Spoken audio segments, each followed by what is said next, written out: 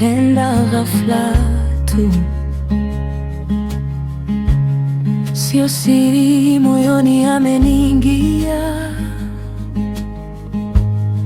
Muda mwingine nahisi baridi, nitamchora na tato. Sio siri, mwenzenu ameniingia.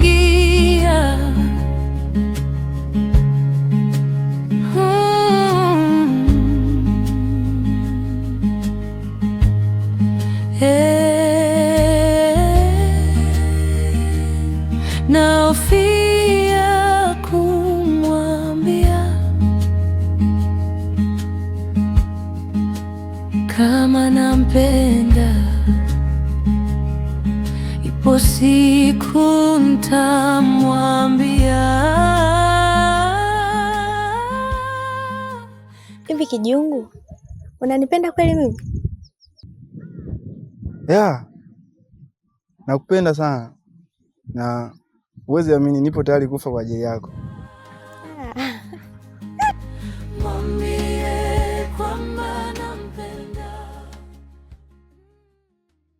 Sasa leo mimi kuna kitu nataka nikwambie.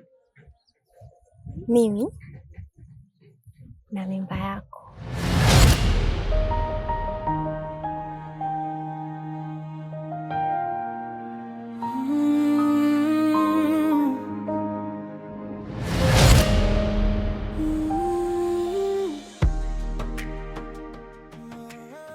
Umeongea nini we mshamba? Yaani hiyo mimba umeipata lini? Na umeipata wapi? Wewe, hebu mpelekee baba mwenye hiyo mimba yake, afu uende ukampatie mzigo wake. Unaongea nini wewe? Kijungu, mimi sina mwanaume mwingine yoyote yule zaidi yako. Na alafu pia mimi sio malaya. Wewe ni malaya wewe. Afu kahaba vile vile. Una wanaume kona, ndio maana hujui hata ni nani ambaye akakupa ujauzito. Oya wewe, mimi nakuelekeza kimazingira. Mtafute baba mwenye hiyo mimba yake uende ukampatie. La sivyo uitoe hiyo mimba yako ndio tuelewana na mimi. Na kuanzia leo mahusiano na mimi ndio yameishia hapa. Yaani kiuni tunamaliza, hakuna kinachoendelea baina yangu mimi na wewe. Mshamba wewe.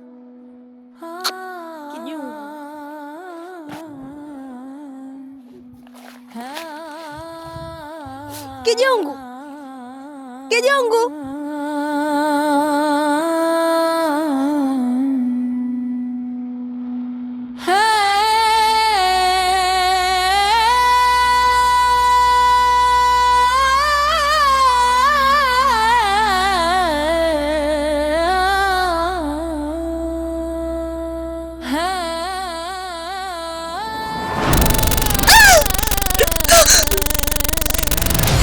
Sawa, umezimia.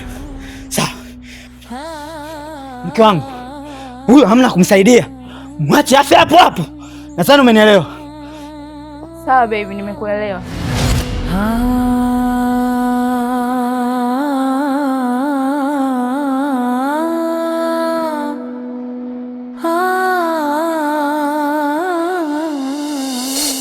Karibu sana ndugu yangu. Ni muda mrefu sana hujaja kunitembelea. Kadri umri unavyozidi kuongezeka na majukumu yanazidi kuongezeka. Siku tatu hizi nilikuwa bize sana. Vipi kwanza? Mkeo ameacha kukutesa?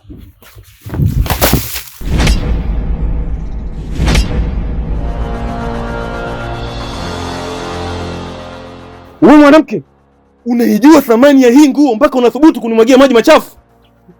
Na wewe umekuja hapa kufanya nini? Yaani umetoka ulikotoka, umekuja kwenye nyumba ya mwanaume mwenzio, umeanza kuongea maneno ya kimbea kimbea.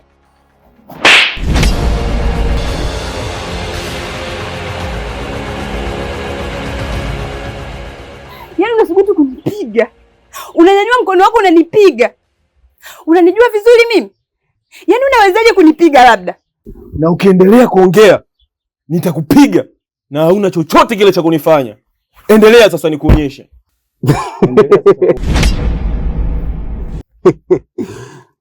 Yaani na wewe unacheka. Maana yake unafurahia upumbavu anaofanya huyu mpumbavu mwenzio, si ndio?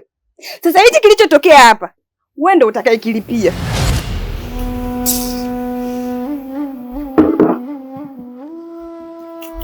Samahani sana ndugu yangu, nimekutafutia matatizo leo.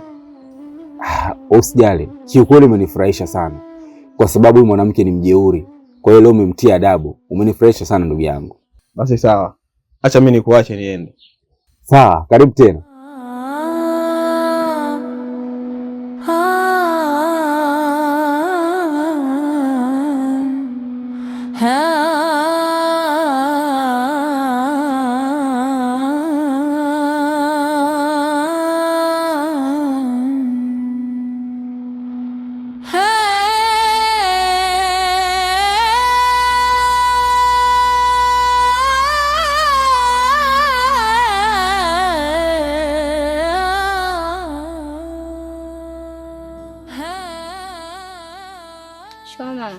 Marahaba binti yangu, msomi wa dunia huyo. Yaani sipati picha utaka kufaulu mitihani yako ya form 4 na ukaongoza kijiji kizima hiki. Sijui wataika wapi sura yao. Maana utakuwa umeniheshimisha sana, sio kama yule dada yako malaya. Mama unaongea sana. Mimi nina njaa. Vipi chakula tayari? Nisamehe mwanangu. Hapa chakula bado, lakini naomba unipe dakika 10 tu kila kitu kitakuwa tayari. Sasa mama, mpo watu wawili, mlikuwa mnafanya nini muda wote mpaka chakula bado mpaka sasa hivi? Wewe acha tu. Yaani alichokifanya huyo kahaba anayejua ni Mungu. Yeye ndo kasababisha haya yote mpaka chakula kimechelewa. Sawa, hizo dakika 10 zikipita chakula kikiwa bado, mimi sili tena. Usijali binti yangu. Sasa hivi kila kitu kitakuwa sawa.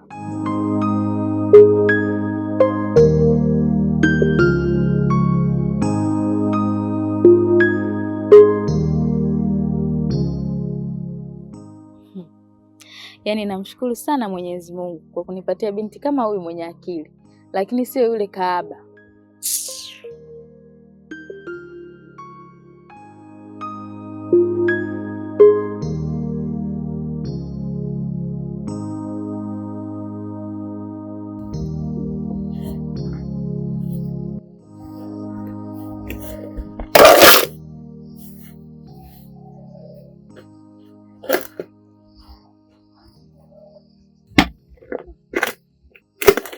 Mama, umetokea mchanga, badala yako utuwekee chakula. Unataka uwekee chakula? Babako ametoa hela ya kula. Na leo sio kukosa chakula tu, mpaka kulala mnalala nje. Eniki, kwa nini unakuwa mkatili kiasi hiki? Yaani asubuhi hujatupa chakula, mchana hujatupikia, alafu sasa hivi tena unataka utulaze na njaa. Au ni mwanako mpaka tufu wewe utafurahi? Labda niwaambie kitu. Nyie mkifa mimi sina hasara yoyote. Hata pia mnavyoishi sioni faida yoyote. Wewe umejikuta mwanaume, umeenda kumfuata rafiki yako aje anipige nyumbani kwangu. Sasa haya ndo malipo yake. Mwana usiku mwema. Mama mchawi.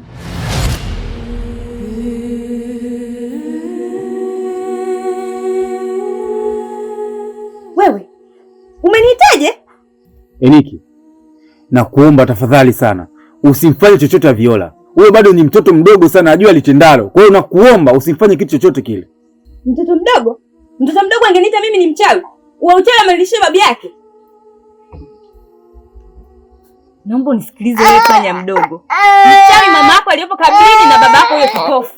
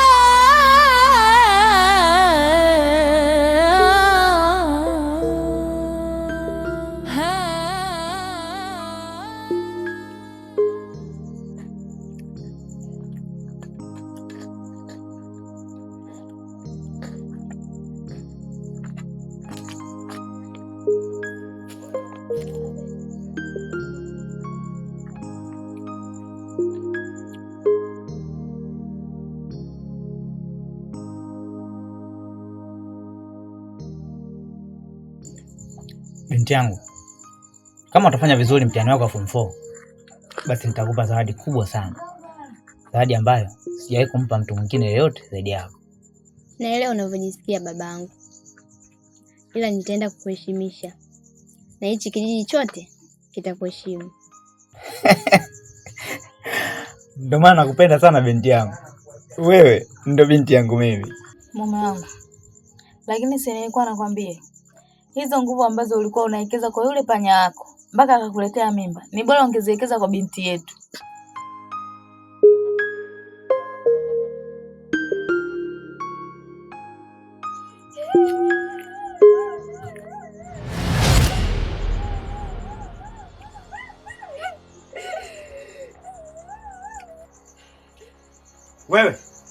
Wewe, sitaki nuksi nyumbani kwangu. Naomba kadilia kwa ulipotoka. Pumbavu mkubwa. Kaka, ulichokuwa unakitaka kishatokea. Binti yako Mamu amefariki dunia.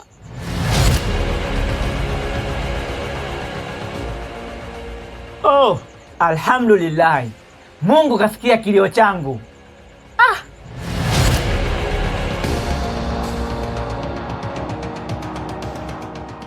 Bado Mungu hajasikia kilio chako. Mamu bado hajafa, na mpaka sasa hivi anaendelea vizuri sana. Endelea kuomba, labda Mungu atakujibu wakati mwingine. Mazao, unaongea nini? Wakati daktari alithibitisha kila kitu. Usipende kupokea majibu kwa haraka kiasi hicho, maana daktari naye ni binadamu kama sisi.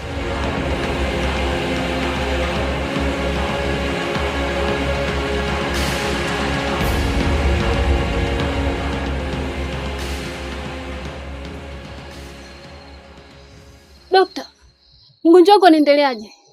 Pole sana dadangu. Nasikitika kukuambia kwamba mgonjwa wako hatuko naye tena. Hapana dokta. Mama hawezi kufa. Itakuwa umekosea vipimo labda. Tafadhali, nenda kampime tena. Nimempima zaidi ya mara 3. Vipimo vinaonyesha hivyo.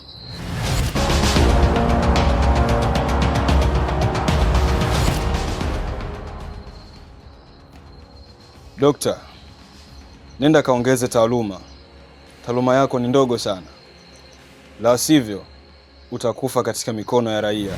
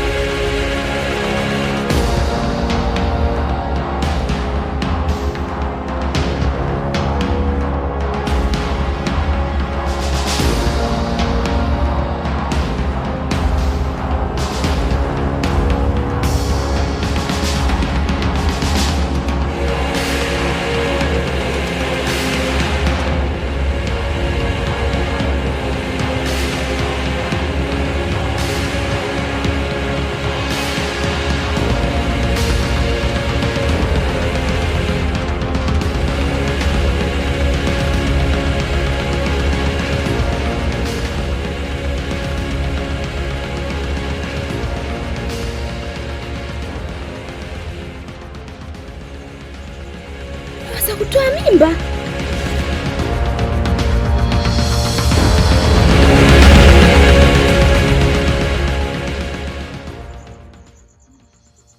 Hivi huyu Mazao ana akili kweli? Anaanzaje kumpa binti yangu dawa za kutoa mimba?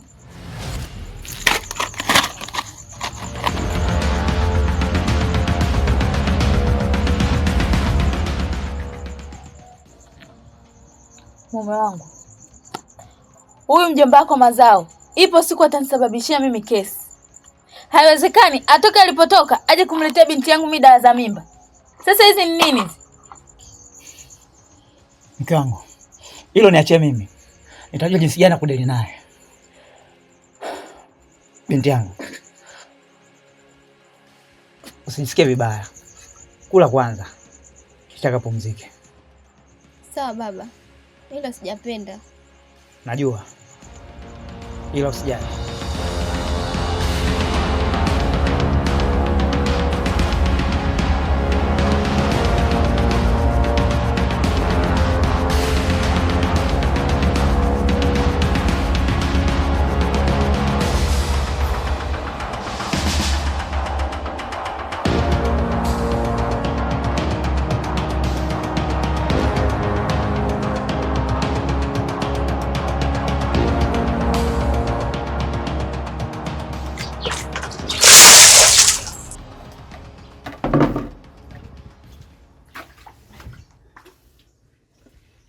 Ina maana nyie licha ya kulala nje, lakini mpaka sasa hivi hamjaamka. Mnategemea ni nani atakayefanya usafi wa nyumba yangu ikiwa nyie mnajilazalaza tu hapo mpaka sasa hivi?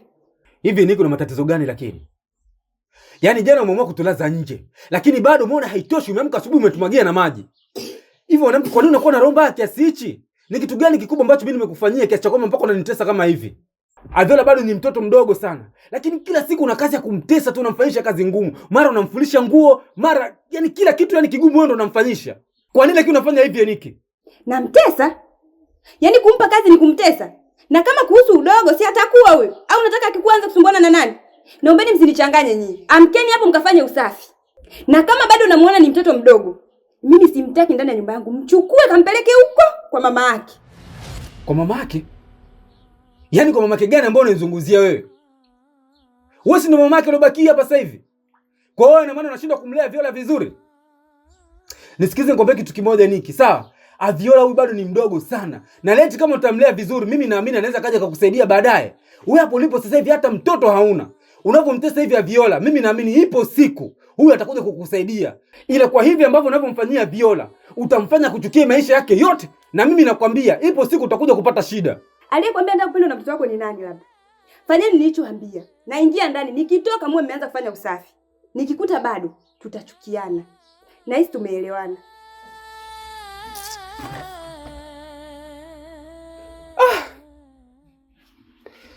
Yaani wenzangu wanaoa wake wa kueleweka, mimi nimeenda kuoa shetani, tena shetani ambalo halina hata miguu.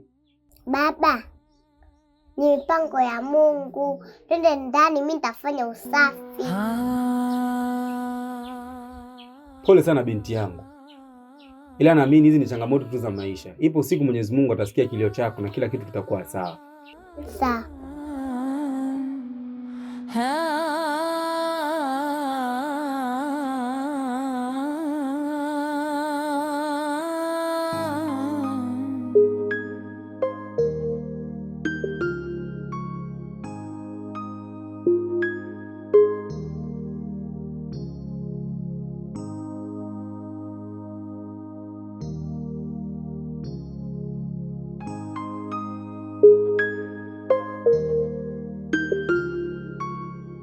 Kijana, mbona asubuhi kwenye mji wangu?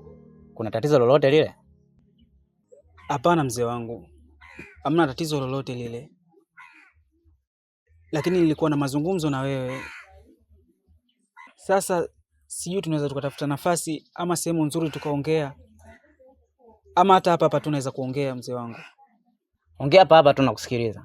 Kwanza ndo kwanza kumekucha na majukumu ya kila siku yanatakiwa yaendelee. Ongea kilichokuleta, tukaendelea na kazi nyingine. Kwanza nitanguliza samani sana mzee wangu, kama nitakachoenda kuongea kitakukasirisha kwa namna moja ama nyingine,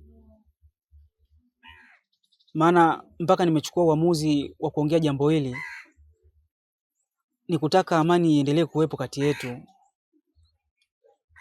na pia sikutaka unione kwamba mimi ni kijana wa ovyo, maana miongoni mwa vijana wastaarabu na mimi nimo. Kijana, muda ndo mali kuliko kitu chochote kile. Kwa hiyo nenda kwenye lengo moja kwa moja, acha kuzunguka kijana. Wewe ni mtoto wa kiume. Baba yangu, binti yako Lucy ana Bizo.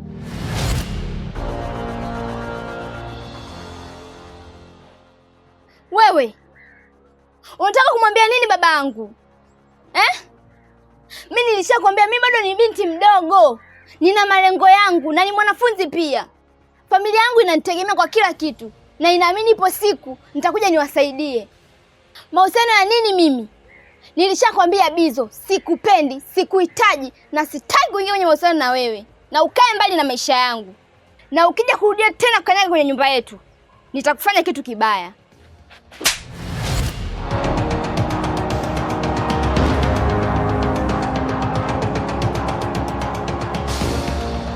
Hivi ina maana umetoka huko kuja kuniambia wewe ujinga wako? Hivi huyo binti yangu utampa nini kikubwa ambacho mimi baba yake nitashindwa kumpatia? Kwa nini vijana wa kijiji hichi mnakuwa na dhamira mbaya sana kwa mabinti za watu? Mnataka wafeli washindwe kuendelea, si ndio? Nisikilize kwa makini. Nimekeza pesa nyingi sana kwa binti yangu. Nimekeza mambo mengi sana kwa binti yangu. Sasa naomba ukae mbali naye. Nitakuja nikukate kichwa. Nisikilize kwa makini. Ninakuomba ukimwona binti yangu kaa naye mbali. Hata ukimwona anapita ukamwona kule, naomba ukae naye mbali.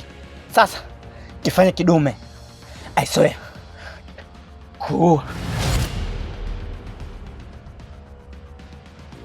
Toka hapa usiniangalie. Shenzi. Sikiliza. Kajiandae uende shule.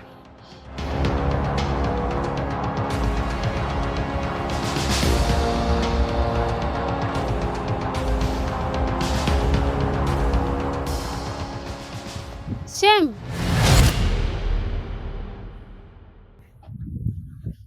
Huu mguu ni wako. Kuna issue muhimu sana tunatakiwa tuiongee. Kwanza kabla sijaendelea na chochote kile, badilisha kwanza hiyo kauli yako. Mimi sina shemu kama wewe unajua. Kama kuna tofauti yote kati yako na mama, naomba kwa sasa tuziweke pembeni. Ila mama anauma sana. Mimi sina msaada wote ambao naweza kutoa kwa ajili yake. Na yeye mwenyewe hilo analijua vizuri tu. Ila mimi kipo cha kukusaidia kitu kimoja. Mama ana familia yake. Na hiyo familia yake ipo hapa hapa. Kwa hiyo tafuta watu wa familia yake.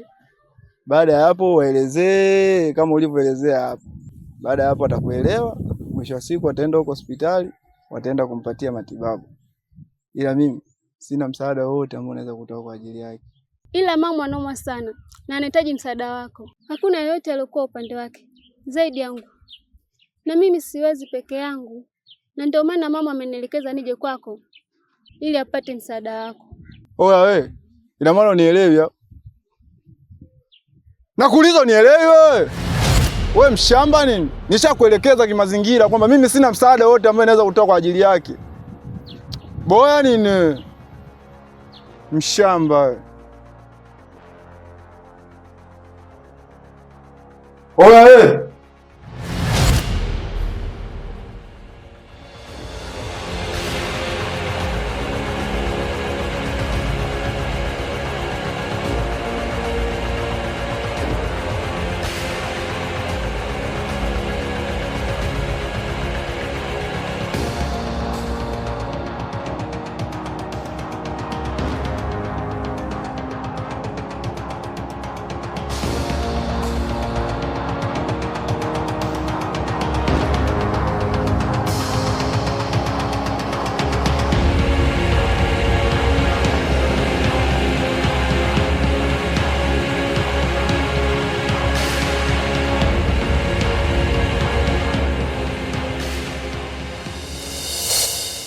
Shoga yangu, yaani siku hizi upo bize, unashindwa hata kuja kuniangalia hapa. Utafikiri tunakaa mbali mbali wakati ni pua tu na mdomo. Sio vizuri hivyo shoga yangu.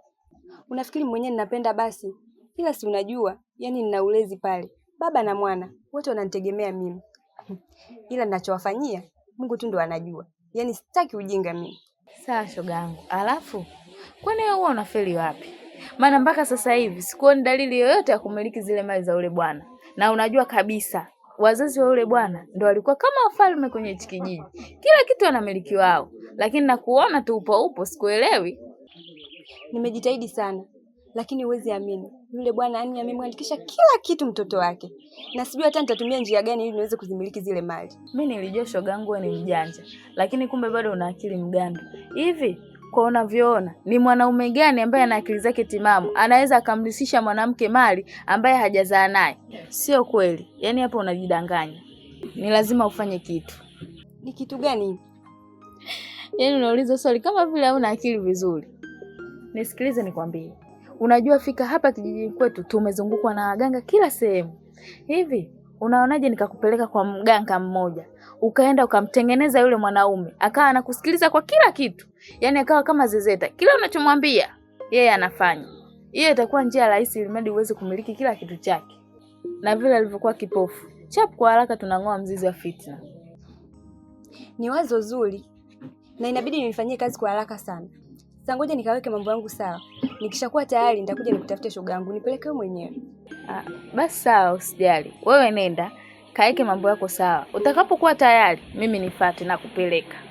Lakini sasa, sio nakupeleka huko, alafu tena unapata mali unanisahau. Haiwezi kuwa hivyo shoga yangu. Mimi tena na wewe.